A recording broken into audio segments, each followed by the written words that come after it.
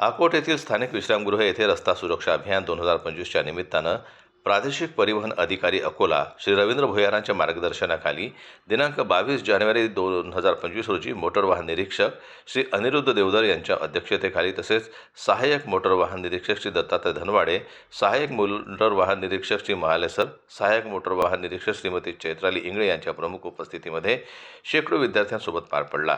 या कार्यक्रमाचं सूत्रसंचालन व आभार प्रदर्शन श्री प्रवीण लोडम यांनी केलं। यामध्ये अकोट येथील सर्व मोटर ड्रायव्हिंग स्कूलचे संचालक व प्रशिक्षक पण उपस्थित होते। श्री गजानन मोटर ड्रायव्हिंग स्कूलचे संचालक Shri Sachin Gavatre, Shri Gajanan motor driving school हिवरखेडचे संचालक श्री प्रशांत ढोकणे, अकोट मोटर ड्रायव्हिंग स्कूलचे संचालक Khalid Ahmed, good luck motor driving स्कूलचे संचालक अनिसभाई, MS मोटर ड्रायव्हिंग स्कूलचे संचालक मकसूर शाह व इतर सहकारी रुपेश मणियार, दिलीप सेदानी, गोपाल नवले, सय्यद करामत अली, मीर साहेब, संतोष बोंबटकर या सर्वांचा यामध्ये सहभाग राहिला। कार्यक्रम सुरू असताना सार्वजनिक बांधकाम विभागातर्फे सर्वांना रोड सेफ्टी संदर्भात तयार केलेली पुस्तके वाटप करण्यात आली।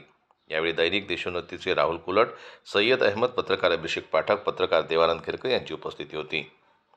जनमत लाईव्ह न्यूजसाठी देवानंद खिरकर यांची रिपोर्ट अकोटहून।